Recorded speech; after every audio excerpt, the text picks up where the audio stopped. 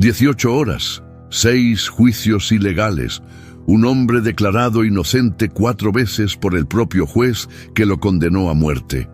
Y entre medio, la tortura más brutal que el Imperio Romano había diseñado en 500 años de práctica.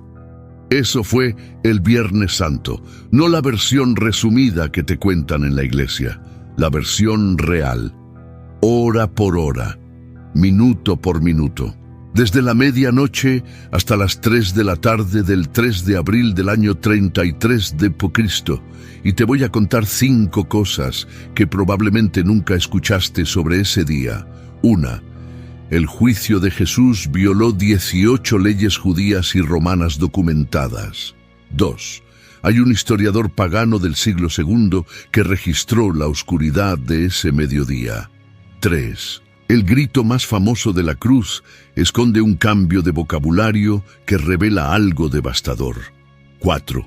Un soldado romano le clavó una lanza y lo que salió del cuerpo no tendría explicación médica hasta siglos después. Y 5. Hay una palabra griega que Jesús dijo antes de morir que no significa lo que te enseñaron. Todo eso está documentado, todo es verificable. Y hoy lo vas a ver como nunca te lo contaron. Vamos a empezar a medianoche. En un jardín, Jerusalén está reventando de gente. Es la semana de la Pascua. Hay entre 200.000 y 300.000 peregrinos abarrotando una ciudad hecha para 40.000. Las calles huelen a cordero asado, a incienso, a sudor. Y en medio de ese caos, un hombre cruza el valle del Cedrón hacia un jardín llamado Getsemaní con sus discípulos. Se llama Jesús de Nazaret y sabe exactamente lo que le espera en las próximas horas. Lucas, que era médico, registra algo que la ciencia moderna ha confirmado como un fenómeno real. Dice que el sudor de Jesús era como grandes gotas de sangre que caían hasta la tierra. Lucas 22:44.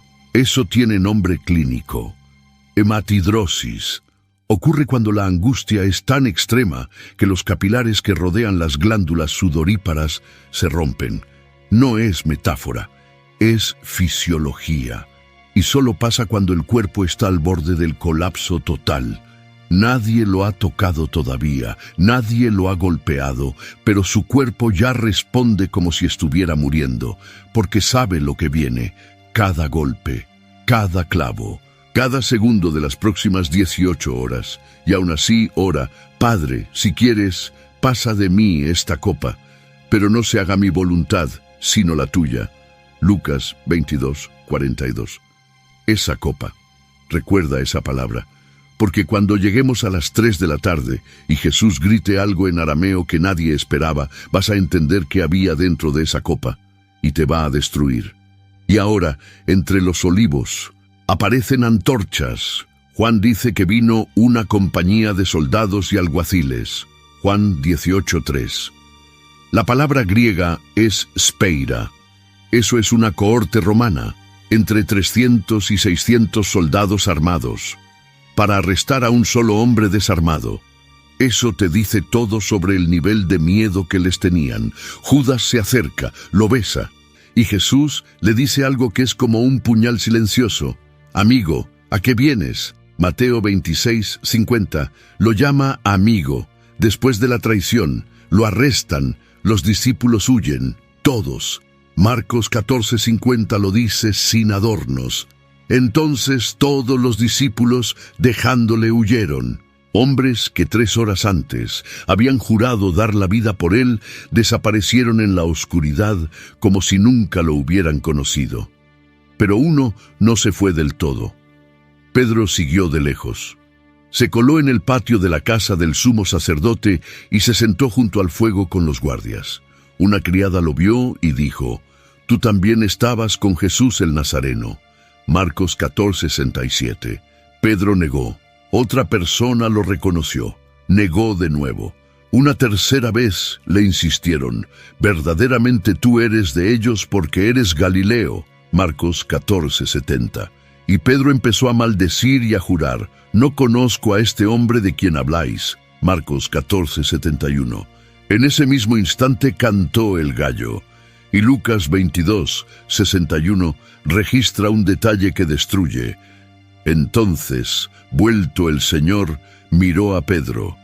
Jesús estaba siendo arrastrado por el patio en ese momento, con las manos atadas, con la cara golpeada, y se detuvo, y lo miró, no con odio, no con reproche, lo miró. Y Pedro salió fuera y lloró amargamente. Lucas 22:62. Esa mirada, si la entiendes, entiendes todo el Viernes Santo, porque ese es el mismo hombre que dentro de pocas horas, clavado a una cruz, va a decir: Padre, perdónalos. Si perdonó a Pedro con una mirada, ¿qué no haría por ti? Y lo que pasa en las siguientes 5 horas es tan ilegal que un abogado moderno podría anular todo el proceso. Pero no hubo apelación. Lo que hubo fue una maquinaria política decidida a matar a un hombre antes del amanecer, y esto recién empieza, la 1 de la madrugada. Lo arrastran ante Anás. Anás ya no es sumo sacerdote, pero sigue manejando todo desde las sombras. Tiene 5 hijos y un yerno, Caifás, que ocupan los puestos clave del Sanedrín, y tiene un motivo personal para destruir a Jesús. ¿Recuerdas cuando Jesús volcó las mesas de los cambistas en el templo? Esos cambistas operaban con permiso de Anás. Jesús le costó dinero. Y Anás no olvida. Juan 18:19 dice que Anás interrogó a Jesús sobre sus discípulos y su doctrina. Suena razonable, pero era ilegal. El código criminal hebreo prohibía hacer que el acusado testificara contra sí mismo. Y Jesús lo sabía. Por eso respondió: Yo públicamente he hablado al mundo. ¿Por qué me preguntas a mí? Juan 18:20. Un oficial le dio una bofetada. ¿Así respondes al sumo sacerdote? Y Jesús, con la mejilla ardiendo, respondió: Si he hablado mal, testifica en qué está el mal, y si bien, ¿por qué me golpeas? Juan 18:23. Fíjate en lo que acaba de pasar. Un hombre golpeado injustamente mantiene la compostura legal perfecta, mientras sus jueces violan cada regla de su propio sistema. Eso no es debilidad, es un dominio absoluto de la situación. De Anás lo llevan ante Caifás. Y aquí se reúne un quórum del Sanedrín.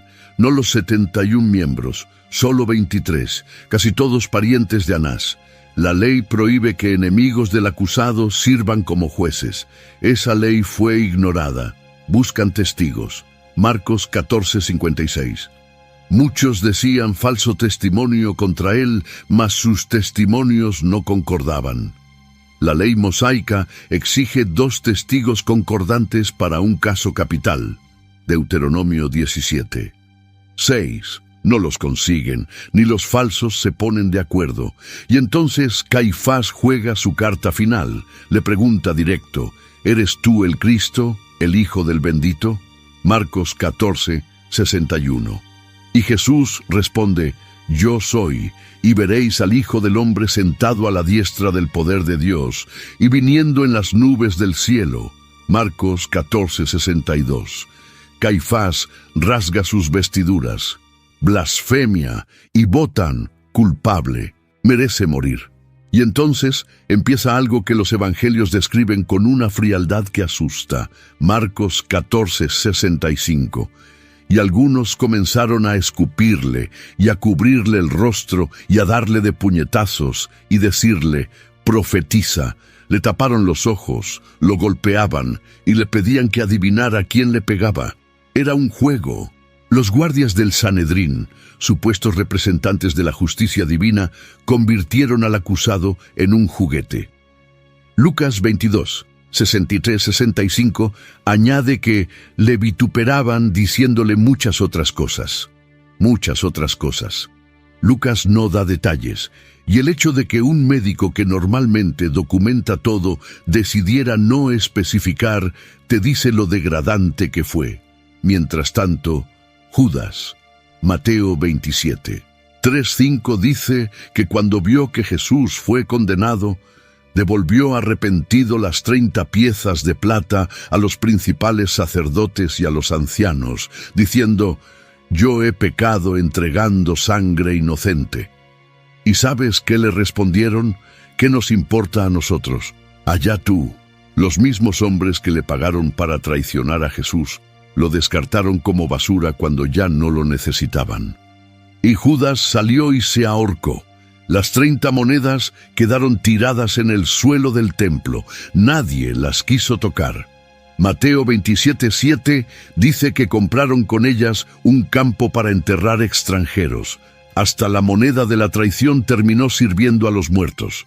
Pero hay un problema. El Sanedrín no puede ejecutar a nadie. Roma les quitó ese derecho décadas antes. Juan 18:31.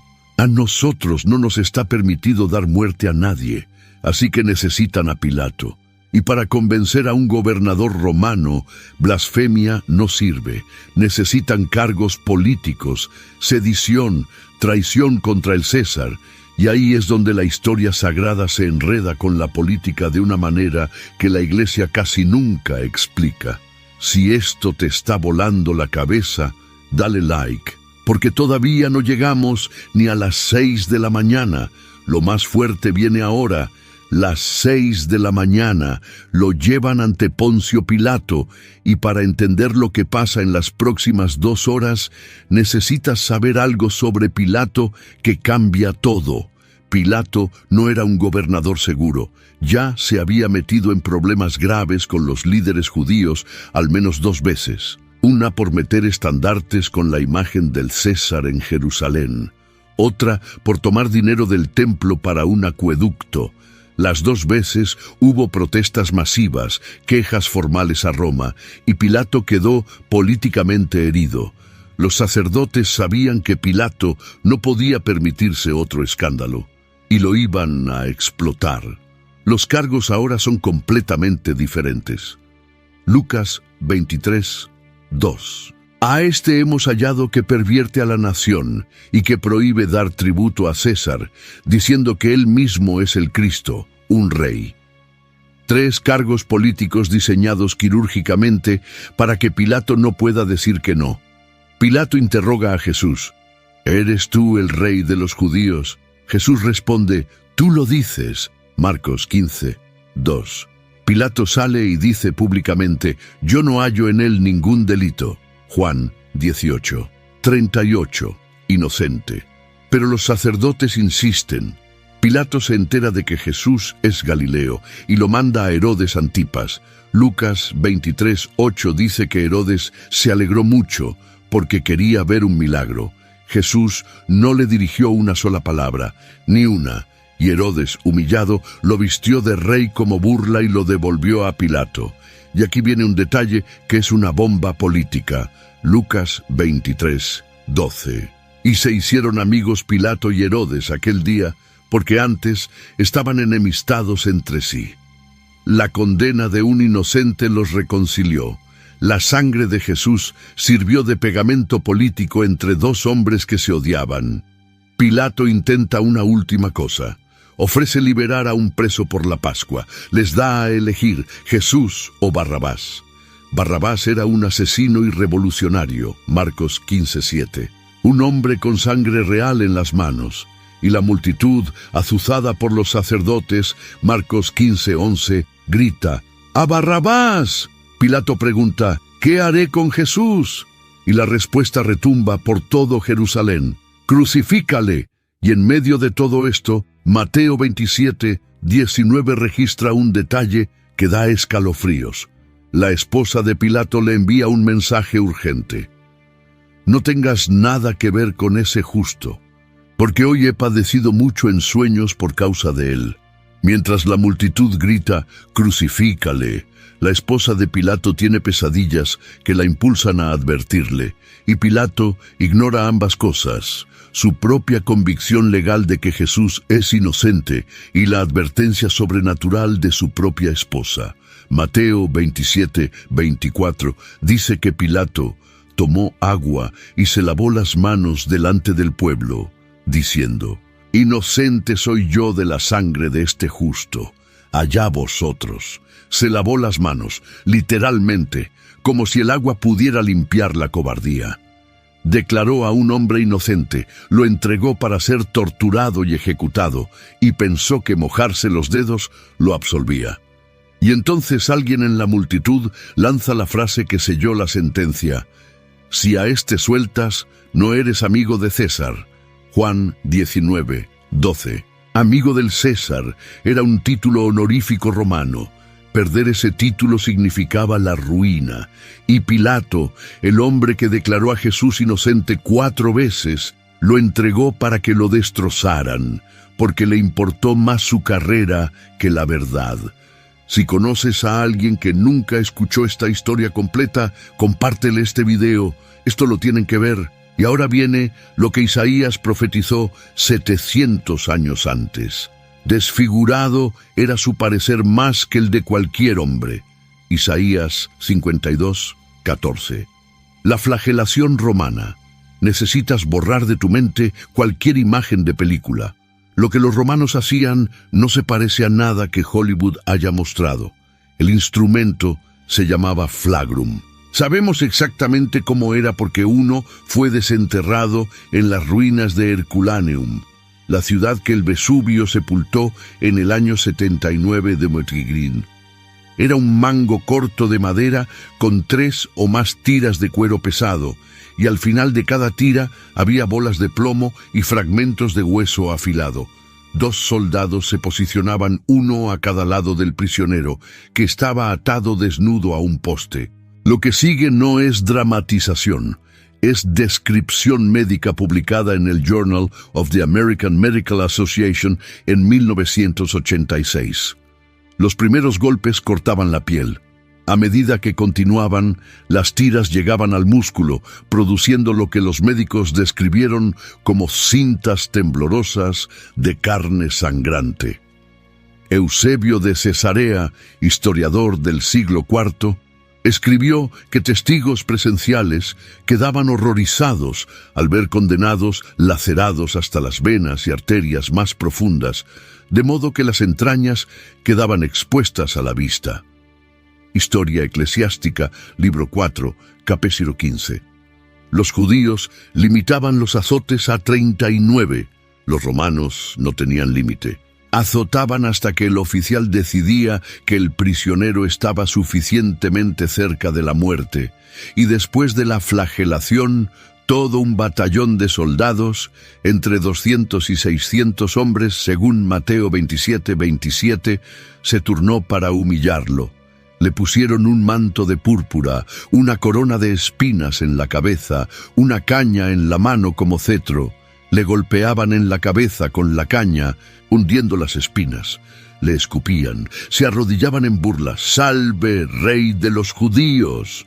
Marcos 15:18. Cuando terminaron, le arrancaron el manto, y cada costra de sangre que se había pegado a la tela fue arrancada con él. Y le colocaron sobre los hombros destrozados el patibulum, la viga horizontal de la cruz, entre 30 y 40 kilos de madera bruta. Juan 19:17 dice que Jesús salió cargando su cruz, pero no pudo completar el trayecto. 600 metros de calles empedradas en su vida, después de una noche sin dormir, golpizas en 2 tribunales y una flagelación que lo dejó al borde de la muerte. Su cuerpo colapsó. Imagina la escena: calles estrechas, miles de peregrinos que vinieron a la Pascua amontonados contra las paredes, soldados romanos empujando a la gente para abrir paso, y en el centro un hombre que ya no parece humano. Isaías lo profetizó. Desfigurado era su parecer más que el de cualquier hombre, y su forma más que la de los hijos de los hombres. Isaías 52:14. Su espalda es una masa abierta de carne y sangre. Su cara está hinchada por los golpes. Tiene espinas hundidas en el cuero cabelludo. Y sobre sus hombros destrozados, una viga de madera de 40 kilos que le está aplastando. Cae. Las rodillas golpean las piedras. La viga rueda. Los soldados lo levantan a golpes. Da unos pasos más. Vuelve a caer. Y el centurión, que tiene que completar la ejecución antes del mediodía, toma una decisión práctica. Agarra a un hombre de la multitud. Marcos 15, 21 dice que obligaron a Simón de Cirene a cargar la cruz. Y Marcos nombra a los hijos de Simón, Alejandro y Rufo. ¿Por qué nombrarlos? Porque cuando Marcos escribió su evangelio, la comunidad cristiana los conocía. Pablo saluda a un Rufo en Romanos 16:13. Un hombre que fue obligado a cargar una cruz ese viernes terminó fundando una familia de fe. Nadie sabe en qué momento Simón dejó de cargar la cruz por obligación y empezó a cargarla por convicción. Pero algo pasó en esos 600 metros. Lucas 23:27 añade algo que nadie más registra. Le seguía gran multitud del pueblo y de mujeres que lloraban y hacían lamentación por él. Y Jesús, arrastrándose hacia su propia ejecución, se detuvo, se dio vuelta y les habló: «Hijas de Jerusalén, no lloréis por mí, mas llorad por vosotras mismas y por vuestros hijos». Lucas 23:28. A punto de morir y sigue pensando en los demás. Sigue advirtiendo, sigue amando. Pero lo que acabas de escuchar es solo la preparación. La crucifixión todavía no ha empezado, y lo que viene es peor que todo lo anterior junto. El Gólgota, un montículo rocoso fuera de las murallas, junto a un camino transitado, porque Roma crucificaba en público para que todos vieran y tuvieran miedo. Son las 9 de la mañana, la hora tercera, Marcos 15:25. Lo desnudan, lo tienden sobre la viga y le clavan los clavos, no en las palmas. Eso es un error artístico que duró siglos. La palabra griega cher incluye la muñeca, y la arqueología lo confirma. En 1968, al noreste de Jerusalén, encontraron el cuerpo de un hombre crucificado del siglo I, llamado Yehohanán ben Jaccol. Los clavos pasaban por la zona del carpo, entre el radio y los huesos carpianos. Si atravesaran la palma, el peso del cuerpo desgarraría la carne y la mano se soltaría. Roma sabía exactamente lo que hacía. El clavo en la muñeca aplasta el nervio mediano. Los médicos que han estudiado la crucifixión dicen que produce una descarga de dolor continuo que irradia por todo el brazo. Un dolor tan específico que los médicos del siglo XIX tuvieron que inventar una palabra nueva para describirlo: causalgia. Después levantan la viga y la encajan en el poste vertical. Clavan los pies, uno sobre otro, rodillas flexionadas. Y aquí está la ingeniería diabólica de Roma. Para exhalar, Jesús tiene que empujarse hacia arriba, apoyándose en los clavos de los pies, raspando la espalda destrozada contra la madera. Para inhalar, tiene que dejarse caer, colgando de los clavos de las muñecas. Cada respiración es un ciclo de agonía diseñado. Roma convirtió el instinto de supervivencia en instrumento de tortura. Y en medio de ese dolor, las primeras palabras de Jesús en la cruz no son de queja, no son de odio, son: «Padre, perdónalos, porque no saben lo que hacen». Lucas 23:34. Hay soldados abajo sorteando su ropa. Juan 19:23-24 da un detalle que parece menor pero no lo es. La túnica de Jesús era sin costura, de un solo tejido de arriba abajo. Los soldados decidieron no rasgarla, sino echarla a suertes. Un cumplimiento exacto del Salmo 22:18, escrito 1000 años antes. Repartieron entre sí mis vestidos, y sobre mi ropa echaron suertes. Soldados romanos que no tenían la menor idea de que existía ese salmo, cumplieron una profecía milenaria por pura codicia. Hay sacerdotes burlándose, a otros salvó. Asimismo no se puede salvar. Mateo 27:42.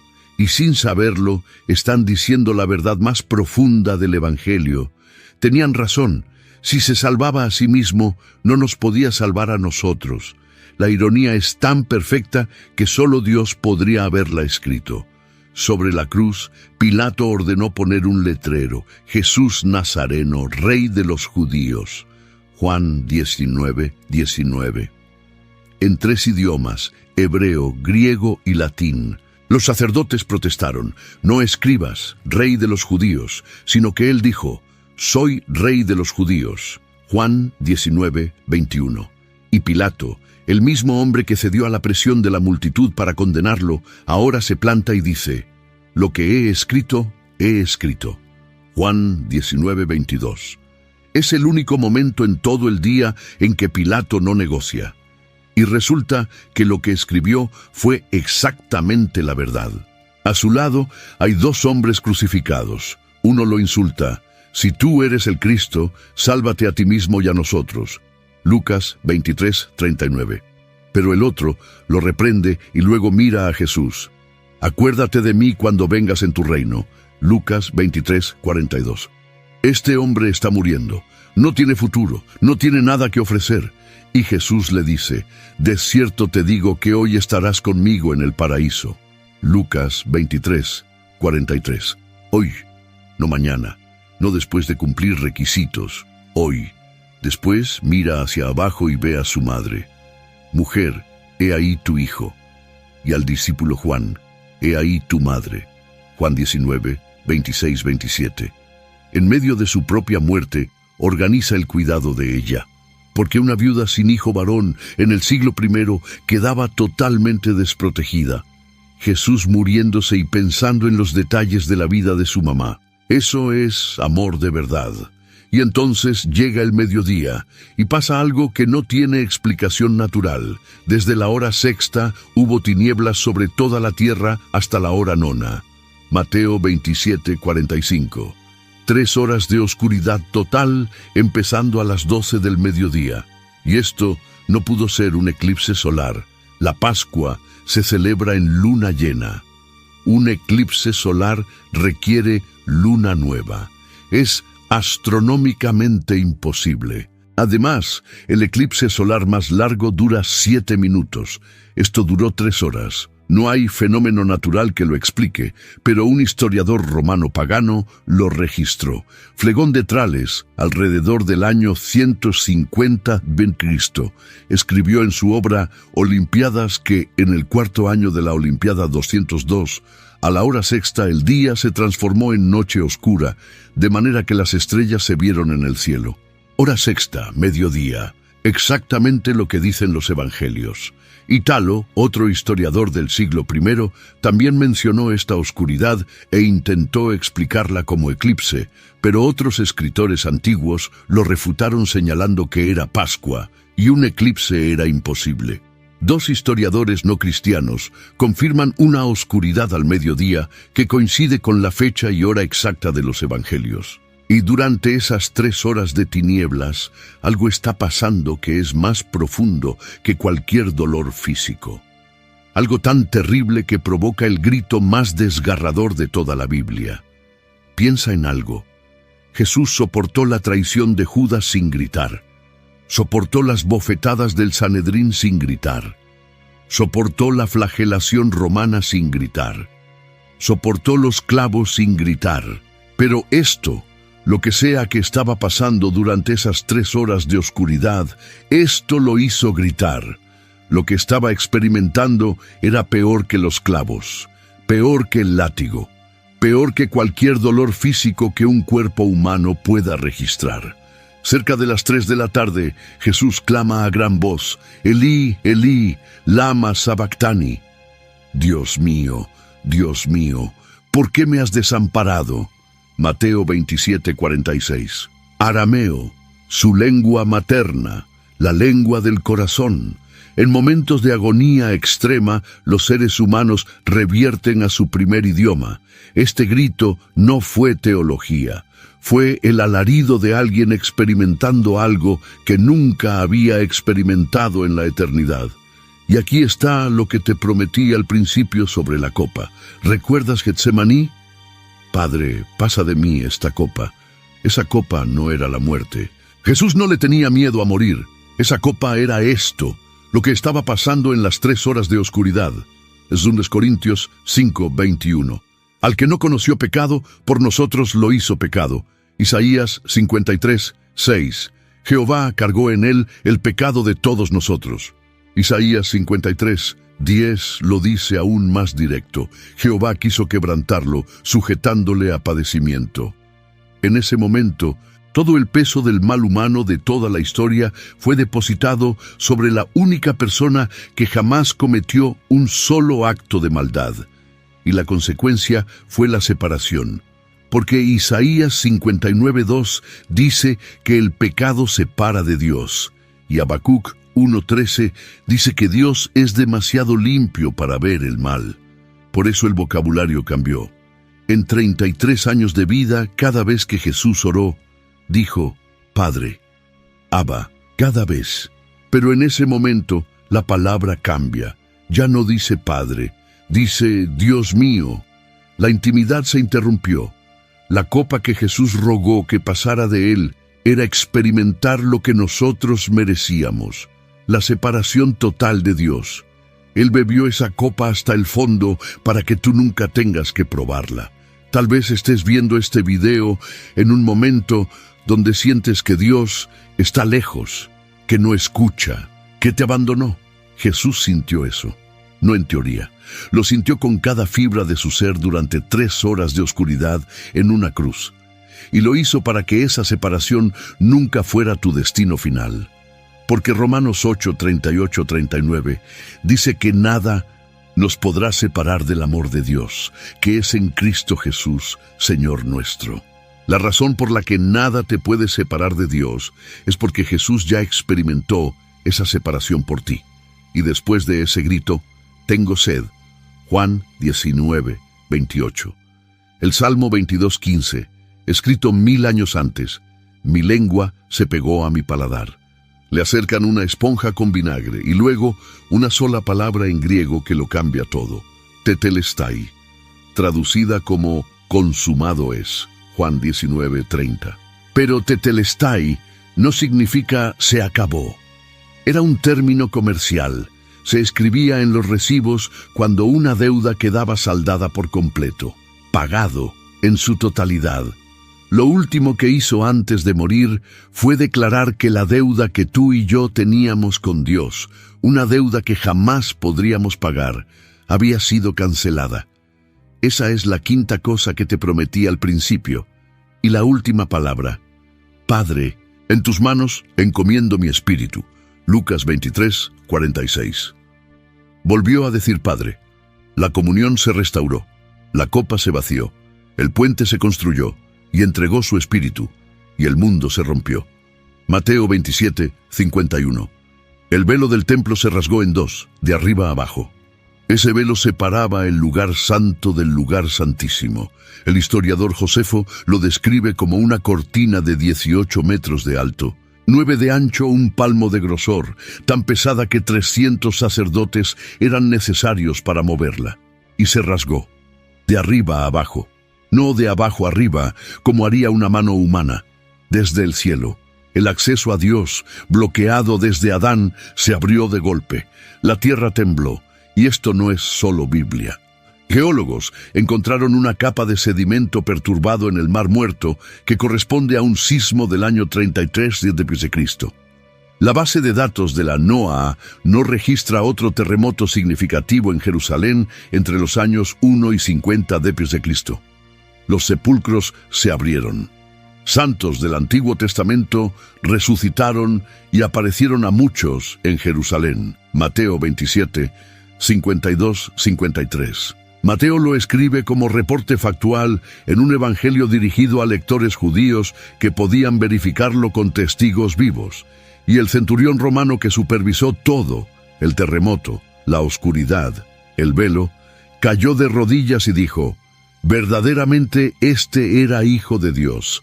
Mateo 27:54. Un soldado pagano entrenado para no creer en nada rompió la formación y confesó lo que sus ojos no podían negar. Poco después, los soldados quiebran las piernas de los 2 ladrones para acelerar la muerte, pero llegan a Jesús y ya está muerto.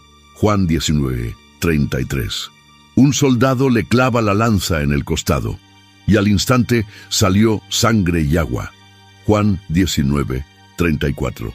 Los médicos forenses identifican esto como fluido pericárdico mezclado con sangre, consistente con ruptura cardíaca tras trauma extremo. Juan agrega, y el que lo vio da testimonio, y su testimonio es verdadero. Juan 19:35.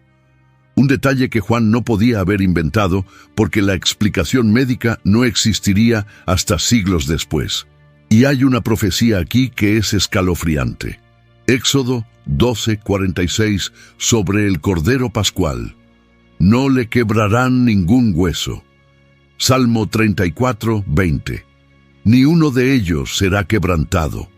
Profecía escrita 1500 años antes, cumplida por la decisión casual de un soldado romano que no tenía idea de que existía. José de Arimatea, miembro del propio Sanedrín que condenó a Jesús, pero que se había opuesto al veredicto, Lucas 23:51, va ante Pilato y pide el cuerpo. Arriesga su posición, su reputación y posiblemente su vida. Nicodemo llega con 34 kilos de mirra y áloes. Juan 19:39, una cantidad digna de un entierro real. Envuelven el cuerpo, lo colocan en un sepulcro nuevo excavado en roca, ruedan una piedra enorme sobre la entrada. Y las mujeres que lo habían seguido desde Galilea se quedan sentadas frente al sepulcro. Marcos 15:47. María Magdalena, María la madre de José, en silencio, mirando una roca. Viernes, 3 de la tarde. Un hombre murió en una cruz después de 18 horas que incluyeron 6 juicios ilegales, una flagelación que le arrancó la piel hasta los huesos, 600 metros cargando el instrumento de su propia ejecución y 6 horas clavado a un madero respirando su propio dolor. Eso es lo que los hombres le hicieron, pero lo que él hizo es otra historia. En esas mismas 18 horas, perdonó a los que lo destruían, le abrió el paraíso a un criminal moribundo, protegió a su madre, cargó el pecado del mundo entero, pagó una deuda impagable y reconstruyó el puente entre Dios y la humanidad que llevaba roto desde el Edén. Cada clavo, cada gota, cada segundo de esas 3 horas de tinieblas, todo tenía un destinatario, y ese destinatario eras tú. Romanos 5:8. Mas Dios muestra su amor para con nosotros, en que siendo aún pecadores, Cristo murió por nosotros. Ese viernes un velo se rasgó y nunca se volvió a cerrar. Hay un video en pantalla ahora que conecta directamente con lo que acabas de vivir en estos 30 minutos. Lo que vas a ver ahí responde a algo que dejé sin resolver a propósito. Si llegaste hasta aquí, lo que sigue fue hecho para ti. Haz clic. Struggling with weight loss? Prolon's 5-day fasting mimicking diet is a clinically developed nutrition program designed to promote fat loss while protecting lean body mass. Developed at USC's Longevity Institute, it assists the body in entering a fasting-like state that helps reset metabolism and target visceral fat. In just 5 days, Prolon offers a science-backed approach to weight loss without extreme restriction or guesswork. Get 15% off plus a $40 bonus gift when you subscribe at prolonlife.com/now.